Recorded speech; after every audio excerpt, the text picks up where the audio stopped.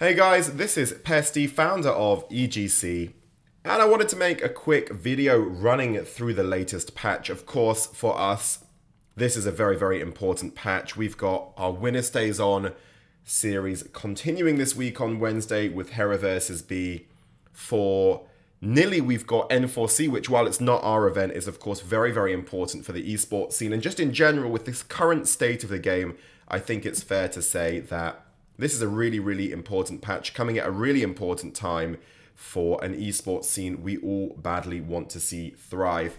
So I wanted to share with you my own opinions on this patch. I'm going to run through it very quickly and we'll see what we've got. But this is certainly one that I've really been looking forward to. All right, let's kick off. So scrolling down, let's read together. It's being released later this week, so we don't know exactly when it's going to be, but we can assume it's probably going to be in the next couple of days. Generally speaking, I think that these patches rarely get released at the very end of a week because devs like to know what's going to happen and be able to quickly resolve any issues with a patch. Don't have any information on that, but I would hope it's going to be in the next few days. As always, we appreciate you acting as our compass as we continue to balance and improve. They're making some general changes to Siege to ensure there's sufficient counterplay. That's very good news. They're going to make changes to reduce animation cancelling's impact on rate of fire to refocus on high-level strategy and doing another pass on balance for a variety of our civilizations. Well, that is great news because animation cancelling, I think, has been the biggest problem affecting the game. We've seen that across a lot of our events recently. So hopefully the impact of that is going to be very significantly reduced. Definitely agree that we want to see the focus of this game on high-level strategic decision-making. APM should matter, speed should matter, but the really core first thing that should matter is decision-making. That's why it's called RTS, real-time strategy, and happy to see that strategy is going to be coming up. So upon updating this patch, you'll no longer be able to utilize replays. Well, that's something that we already knew. That happens on every patch. That's fine. They're not final, could change.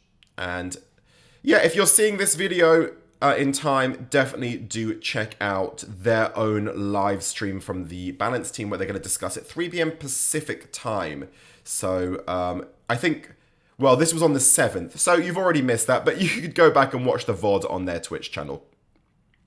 General, we've made some improvements to animation cancelling issues previously called out by players.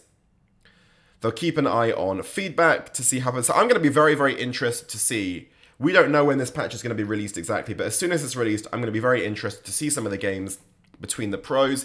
We don't know if this is going to happen before our Winner Stays On match on Wednesday, but very interesting indeed to see whether that has already happened and how that's going to affect the pros. Is it full-on cancellation of animation cancelling? Is it still going to work but not as effectively? Not quite sure, but this can only be good news. Very interested to see just how good it is. Again, we already heard that at the top. Developers want that we spend more of our time focusing on high-level strategic decisions. Agreed. Fixed a bug where palisade walls can no longer be targeted. Good news. Trebuchet projectiles now deal an area of effect damage when missing their intended target. Well, trebuchets are generally very weak right now, so I would think any buff to trebuchets is probably good news. Interested to see the impact that has on the game. And they've given the note here. Who else is quite liking these notes? I think this is a very nice thing when the developers write and explain where these decisions have come from. As trebuchet accuracy is low, this means they will deal splash damage much more effectively, and upgrades such as English Civilization's Shattering is now much more powerful. Good. Fixed a bug where incendiary ship damage range increases significantly after researching the explosives tech. This is great news. That was a very annoying bug. I'm sure you saw lots of games where in the late game these incendiary ships would come in and just absolutely wipe out armies on what felt like the other side of the map. So very good news that that's been fixed. Fixed a bug when incendiary ships were exploding 2 or even more times in some cases. To keep the unit balanced, we've increased the explosion damage 300 to 400. Well, that's interesting. That was a clear exploit when you saw the incendiary ships exploding 2 or even more times. That's something that we banned in most of our events. So didn't see it happening too much in our events, or we never saw it happening in our events, but certainly saw it happening plenty on the QS ladder. Interesting decision to increase the explosion damage from 300 to 400. Personally, not quite sure whether increased explosion damage is necessary, but we'll give it a chance. They obviously wanted to do something to balance out the fact that they weren't going to keep exploding, but already a very powerful unit. We'll have to wait and see what that happens.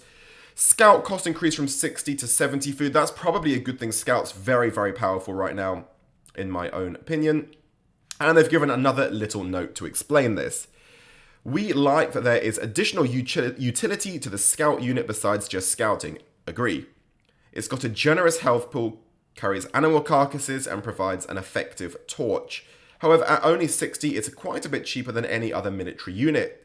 Targeting the cost has no effect on each player's initial scout and is especially impactful for players making armies of the unit. I think that is probably fair enough. As they've noted, it's a very, very powerful unit. They probably didn't envisage just how effective they'd be, especially at siege and raiding. Well, raiding, they maybe considered that, but very, very effective in terms of siege and taking down buildings. I think this is probably a good patch. Overall, a good decision. Just 10 more, it's not going to have a massive, massive impact, but it will definitely make you think a little more about deciding to train extra scouts. Fishing. Developers note, we want finding a body of water full of fish to be an exciting opportunity. However, the gather rate of fishing boats was creating lopsided games with no combat potential. Hard agree. This modest reduction still makes fishing the waters valuable, while opening up other strategic avenues for player who isn't fully able to capitalize. As well, fish is intended to be a scarce resource like deer or sheep that provides a burst of food for a limited time. Interesting. Alright. Changes to shorefish. Fishing ship harvest rate reduced from 0.75 to 0.66. That's a pretty huge nerf to shorefish. 0.75 to 0.66. That's way, what's that, 15%? I don't know, I can't do quick maths, but that's a significant nerf. Shorefish reduced from 1,000 to 500 food. That is a huge nerf. So already we see shorefish, they can be wiped out really quickly and get depleted fast. They're going to be depleted really, really fast now. So that is I would say that is a massive nerf to shorefish. They're going to be, it's going to harvest slower and be depleted very, very quickly. Changes to deep fish. Fishing ship harvest rate reduced from 0.1 to 1.0. So that's a 10% reduction. That is, also a huge nerf. And deep fish reduced from 2,000 to 1,000 food. Wow, they've gone for 50% reductions in those available resources for both shorefish and deep fish. That is a very, very significant change to water dynamics. Personally, I like it. I'll let the rest of you have your own opinions. But right now, we have found that having water control is just so big. And in maps with water, it's just incredibly significant having access to fish, especially to deep fish. Will this make water redundant? I don't know. You can share with me your opinions in the chat section. I think and I hope that this will make water still important, but just a little bit less so. Siege formation catch-up speed reduced from 100% to 40%. Developer note, when units in formation reposition, they can get a speed bonus. This value maxes out at 40% for infantry and cavalry. However, siege units were moving much faster, and this could make them difficult to chase down, even with cavalry. We have standardized this value to 40% to remove the siege race car effect. Definitely like the use of race car effect in this, because it really did feel like a race car. Watching siege just take off sometimes. This is a great change in my opinion. Totally agree. It was so comical watching this happen, where you would especially see those springolds just absolutely take off. This seems like a reasonable change, probably a fix to make it act as intended. Horsemen, Camel Rider, Fire Lancers, and Knights torch bonus damage versus siege increased from plus 10 to plus 20. Cavalry is intended to counter siege weapons. Their high mobility should facilitate the ability to quickly close the distance and destroy siege weapons. Cavalry are more expensive than infantry, so getting a critical mass to quickly kill siege weapons is too costly. Increasing cavalry torch timers versus siege weapons helps them shine in this anti-siege role. Now, actually, I first panicked when I read this, but now I might correct myself. If they had increased torch bonus damage versus buildings, that would have been quite concerning because they're already quite strong. Against siege, I probably like it because I definitely agree that cavalry units should be very, very strong at countering siege, and they're probably too weak in doing that right now. Bombard health reduced from 480 to 400. See additional changes to China Civ-specific Bombard health below. So we're going to get to some Civ-specific changes soon, but that definitely sounds like a good decision to me. Bombard's very, very strong, so a little bit less strong isn't going to hurt anyone. Developer note, we found the Bombard's high health meant that it was able to fight cost-effectively versus too many types of units. Its primary role is anti-building. We're still concerned about the damage per shot of this unit and will be closely monitoring its performance. Good, again, loving these notes, and I would definitely agree. It had a bit of that Springold feel to it in what used to happen in the early days of the Springold, where it would just absolutely just wipe out units when that's not what it's meant to do. So I agree, it's still very, very powerful, especially against buildings, maybe too powerful, but definitely seems like a good decision. Siege weapons now also deal their bonus damage versus ships. Their note is naval units are so powerful versus land units it makes water maps hopeless after a player's docks are destroyed. This change in targeting this change is targeted, or Pesti, my English. This change is targeted at allowing siege weapons to trade blows with Sipch. I like this. The only, not negative, but the only thing I'd consider is this is coming in a patch that is already full of nerfs to water, and this is another nerf to water, so whether or not this is overkill, we're going to have to wait and see. But I do agree that there should be a route back into the game when you lose water, and this does give a route back into the game. Is it one nerf too many? I don't know, you'll have to make your own decision. Adjustments made across the board to reduce siege move speed. Developer notes, siege is meant to be lumbering, slow and powerful. Currently the power level of siege is there, but it often is too difficult to pick off when repositioning or retreating. This is aimed at adding more risk and strategy to movement and positioning of siege equipment. Huge nerfs to siege here. So siege nerfed and water nerfed, the real narrative of this patch. Some more things. Bombard speed reduced 0.88 to 0.62. That is a huge change to speed. Holy. That is massive. Springold move speed reduced from 1 to 0.88. Mangonel reduced from 0.88 to 0.75. Nest of Bees 0.94 to 0.81. So huge nerfs to the speed of siege here. Gonna make siege very, very difficult to use. Really, we're seeing an indirect massive, massive buffs to infantry and cavalry. Some Civ-specific changes, we'll run through these quickly. Developer note, Abbasid lacks the ability to speed up landmark construction times with villagers to age up. Instead, they get to save their villager time to gather resources. This mechanic is intended to be a bonus, but it can feel like a penalty, agree, as it limits the civilization's ability to dynamically adapt to the game state.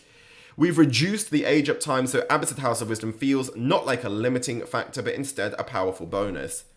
This is going to be very, very interesting.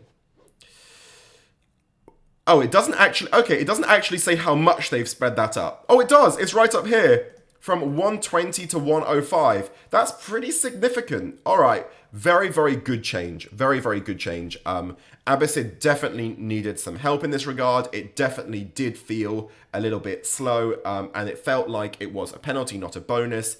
Going to be really interesting to see how big an impact 120 to 105 has. Abbasid Dynasty and Delhi Sultanate shared changes. Increased explosive dial detonation range from 1 to 2 tiles, so it matches the intended explosion radius. Sounds more like a kind of bug fix, because if that was already intended.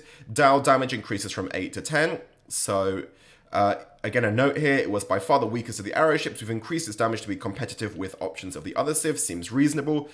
Berry harvest bonus from 25 to 30%, quite a nice little buff. And berry carry capacity increased from 10 to 13. That seems more significant than the harvest bonus increase. That's a big change, actually, from 10 to 13. So, going to be bringing in a lot more berries with each carry.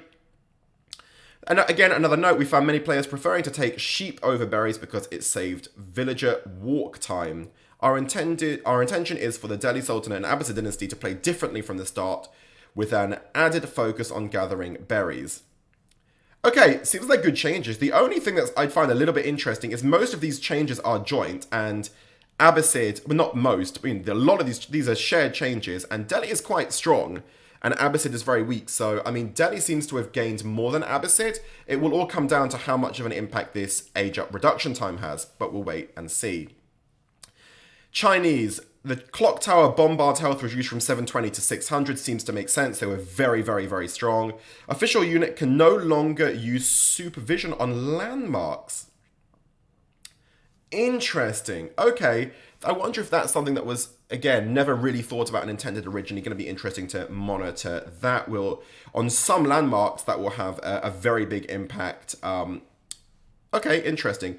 Again, a note, Chinese officials supervising their clock tower means the effective output of the landmark is tripled. This level of power was creating less varied and interesting unit compositions so they could make such a large and powerful massive siege units. Well, that definitely makes sense. The first thought that came into my head when I read this line was it's going to be mainly about issues with the clock tower. So do understand where they're coming from with that.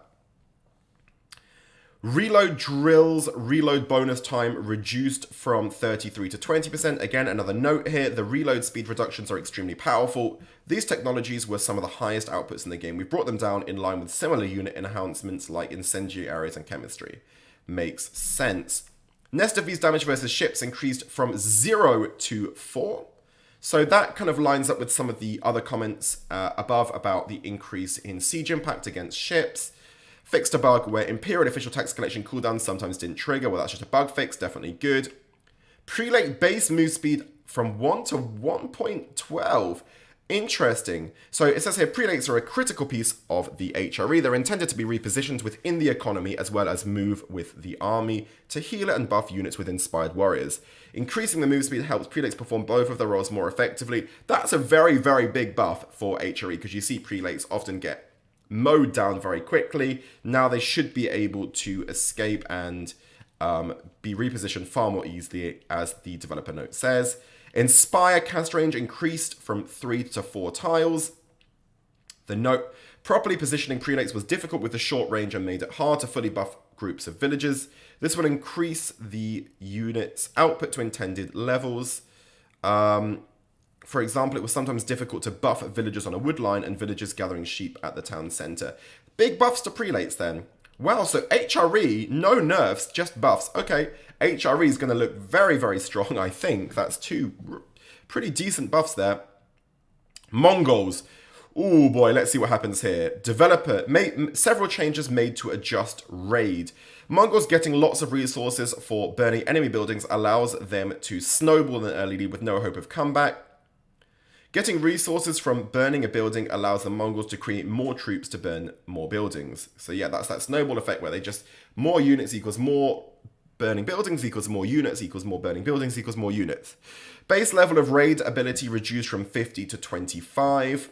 Raid bounty upgrade bonus decreased from 75 to 50. Raid bounty upgrade bonus decreased from 100 to 75. Interesting, they've made no other changes to Mongols apart from this issue with raid. Let me know what you guys think. Of course, Mongols already did get nerfed in the last patch. Is this enough? They're still the strongest civ, probably. Is this enough of a nerf, or did you hope to see more?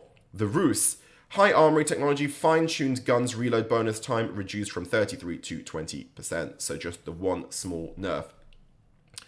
Alright, quickly, what's next? With the last two patches, we've been focused on responding to many of the prominent balance and bug elements you told us would improve your experience. They'll be keeping an eye out for our feedback to better understand what else they can do. They're also monitoring matchmaking wait times, that's good, and investigating additional steps to improve this experience. For those of us that were able to join the ranked season preview, thanks. They appreciate us, that's very nice. Finally, to answer a question they've heard a few times, will Age of Empires 4 have a public update preview? The answer is yes. We'll be continuing the journey of the Definitive and providing early access to a larger updates on stream. Oh, that's quite good. So they're going to be doing public update previews. Oh, I like that. They're going to have more details to share regarding that as they... Okay, good news, because one of the things that has been very frustrating, of course, is that they've released these updates and there are either hits or misses. So doing a public preview of this will allow people to sense and feel the impact and give some feedback on those. Very, very good news. Known issues. Okay, there's a link there. We're not going to click on that for now. And that's us done, guys. That's the end of this patch thing. My own thoughts is that this is a very good patch. Again, I'm not a professional player. My role is to want to see patches that make competitive play good and exciting and make our events more interesting to watch. Keep an eye out for the feedback from everyone in the top level of the game, but I'm very, very happy with this patch. Interested to see just how significant those nerfs were to water and siege. Have they overcooked it? I don't know. You let me know your opinions below. I think it might just about be okay. I'm especially excited for those changes to animation cancelling.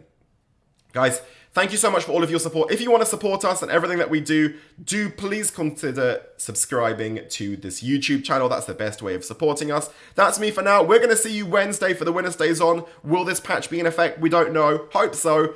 See you later. Bye-bye.